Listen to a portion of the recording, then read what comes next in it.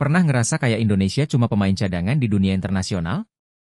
Padahal, kita itu sebenarnya bintang lapangan loh. Yuk, ikuti cerita seru gimana Indonesia main di Liga Dunia. Dari ekspor kopi sampai bergaul sama negara-negara besar kayak Jerman, Amerika, dan ASEAN. Jangan cuma jadi penonton, kita bisa bareng-bareng belajar tentang strategi internasional yang bikin Indonesia makin kuat di panggung dunia. Oke, bayangin gini.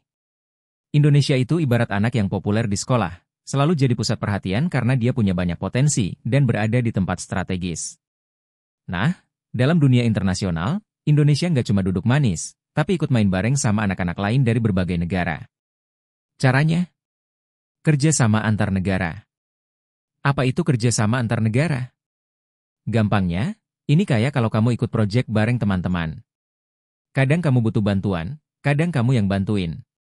Begitu juga negara, Indonesia dan negara lain saling tukar-tukaran manfaat, biar semuanya bisa untung.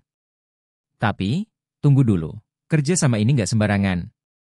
Ada paradigma yang mendasarinya, kayak gaya berpikir. Misalnya, realisme. Ini buat yang mikirnya, oke, gue mau kerja sama kalau ada manfaat buat gue. Fokusnya pada kekuatan, kepentingan nasional, dan politik. Liberalisme.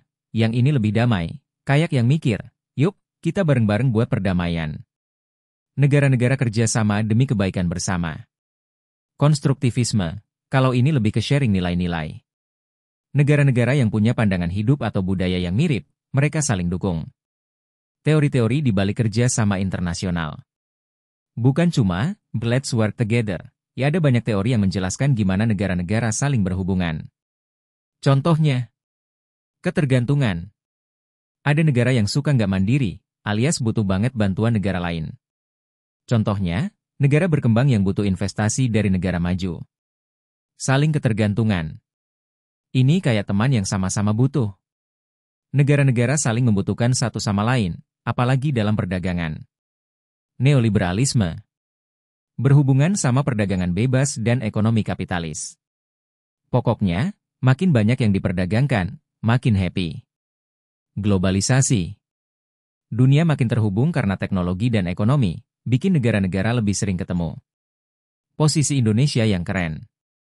Indonesia itu strategis banget, kayak anak yang duduk di tengah-tengah antara Asia dan Australia.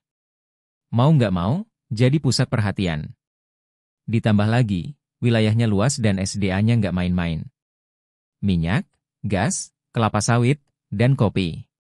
Jadilah Indonesia jadi rebutan dalam kerja sama internasional. Jenis kerjasama yang seru. Bilateral. Ini kalau Indonesia kerjasama cuma sama satu negara. Contohnya, kayak Indonesia kerjasama sama Jerman buat ekspor kopi dan alat elektronik. Multilateral.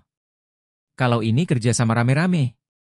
Contoh serunya, Indonesia ikut dalam G20 atau WTO, bareng banyak negara. Regional. Yang ini, kerjasama khusus di wilayah Asia, kayak Indonesia gabung di ASEAN atau APEC. Apa untungnya kerjasama internasional? Nah, ini penting banget. Kerjasama internasional bikin Indonesia lebih stabil, baik dari sisi keamanan, biar nggak ada konflik, maupun ekonomi, kebutuhan rakyat terpenuhi lewat ekspor-impor. Selain itu, dengan adanya transfer teknologi, inovasi di dalam negeri juga bisa berkembang pesat. Jadi, kalau Indonesia mau terus maju dan gak ketinggalan zaman, kerjasama internasional itu kuncinya. Ibaratnya, kalau kita nggak bergaul dengan teman-teman di sekolah global, kita bisa jadi nggak tahu tren terbaru kan? Jadi, ayo terus semangat belajar geopolitik dan kerjasama antar negara ini, biar kita nggak cuma jadi penonton, tapi juga pemain penting di dunia internasional. Jangan lupa, subscribe biar nggak ketinggalan info menarik lainnya tentang geopolitik dan kerjasama internasional. Like dan komen ya, biar kita bisa ngobrol seru tentang topik ini. Apa pendapat kamu soal posisi Indonesia? Let's talk!